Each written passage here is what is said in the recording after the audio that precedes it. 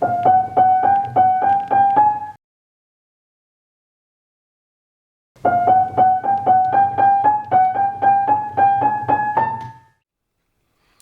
only wrote one piece for Wind Quintet, a piece I like very much, but it's unfortunately not played at all anymore because hardly any wind quintets are played at all anymore. It's for reasons that are difficult to understand. This combination of flute, oboe, clarinet, French horn, and bassoon has gone out of fashion. When I was living in New York in the 70s, there were two very good professional wind quintets with this formation who had a lot of work, and they were almost full-time jobs just playing in this formation. And almost all of the composers in Elliott Carter's generation wrote at least one piece for a wind quintet. The wind quintet began with Anton Reiche and Franz Danzi in Germany in the late 19th century. The fashion spread to France, where around 1920, Darius Milhaud, Jacques Ibert, other French composers started to write wind quintets. This went on. There was a guy named Jean Francais. He wrote a wind quintet in 1945, which I've heard several times in live concerts in the United States as well as in Europe. A lovely quintet. These quintets, especially the French ones, tended to bounce around in amusing ways and nice woodwind music. And especially the Jean Francais quintet is one that people love. A particularly fine wind quintet existed in upstate New York. It was called the Catskill Win Quintet. And the Catskill musicians had already played a piece of mine called Monologue for Tuba, and also a piece for two instruments called Eggs and Baskets. So they liked my music, and they wanted me to write a wind quintet. So I wrote one. And this probably would have disappeared because the Catskill Win Quintet hasn't played a concert for years. But we found, going through old cassettes, a cassette recording from 1980, which is really a very fine performance of this piece, played by the Catskill Win Quintet in its heyday in 1980. And that's what we're going to hear today. The first movement of the piece is based on the Fibonacci series. 1, 1, 1, 2, 1, 2, 3, 1, 2, 3, 4, 5, 1, 2, 3, 4, 5, 6, 7, 8. You notice that the intervals are also down one half step, 1 half step, 2 half steps, 3 half steps, 5 half steps, and 8 half steps. So it's Fibonacci both in intervals and in numbers of beats, in durations. But a second voice comes in, playing the Fibonacci within the Fibonacci. So with the 1, 1,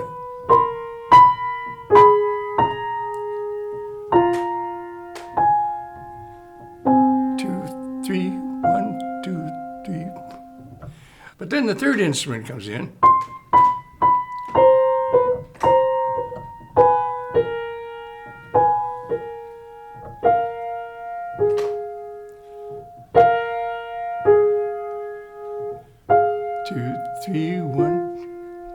And then 3 plus 5 in the time of the 8. And then you get the Fibonacci within the Fibonacci within the Fibonacci with the fourth instrument and with the fifth instrument. And it's all constructed quite rigorously with the Fibonacci series. People always say that Bach and Bartók and sometimes other composers composed music with the Fibonacci series. But when they start counting the numbers and trying to explain it, the logic is always very fuzzy. And because nobody ever really strictly worked with the Fibonacci series until this piece, I don't think. But I like to also plasticien, visual artists. Sometimes, especially Mario Merz, he's always plays around with Fibonacci series, and but it's always very fuzzy, and he never carries the series very far, and he never does Fibonacci within Fibonacci or anything very sophisticated with that. But we're going to hear the Catskill Win Quintet playing the first movement of my wind quintet. The wind quintet is actually called Movements for Wind Quintet because it's in 4 movements, but also because the Catskill musicians like to move a little bit. They were sometimes standing and sometimes sitting, and sometimes they changed positions from left to right, depending on the logic of the music.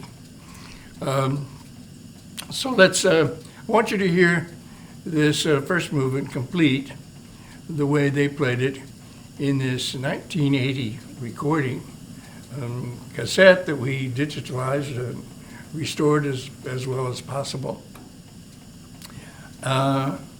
Listen.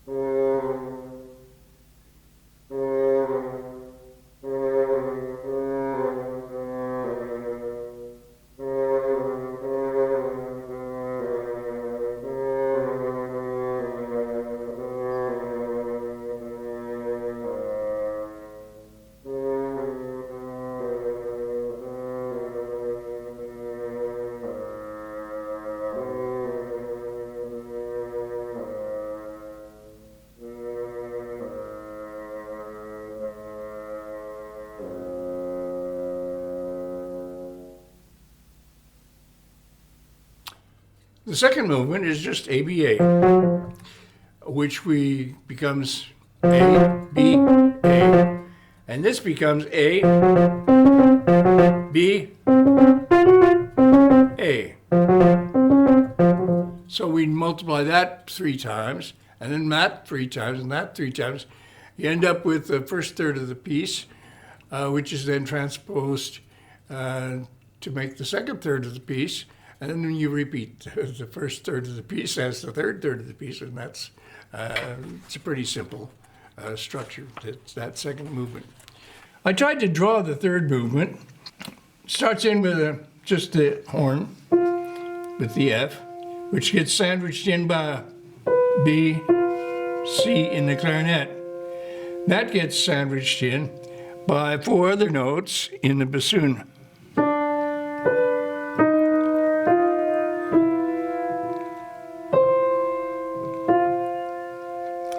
And that gets sandwiched in. It's hard to play by 8 flute notes and then 16 oboe notes. Sandwiches within sandwiches. You'll notice that I worked it out so that all the instruments end on F's and C's. And that bothers me now because, this is 1980 and I was just starting to write logical music. And I didn't really trust that the numbers were going to make music by themselves. So I wanted to make sure that it came out sounding like music and not just like logic and numbers. So I made sure that we're going to get nice cadences with just F's and C's at the end of every section. I think a few years later, I didn't worry about protecting musical values. I just let the numbers do what they wanted to do, and everything came out fine, and it was better, I think. But at this time, I was a little timid. I wanted to make sure that it was going to sound like good music in a traditional sense. And but that was nice, too, and I think you'll appreciate the musicality of the numbers in this case.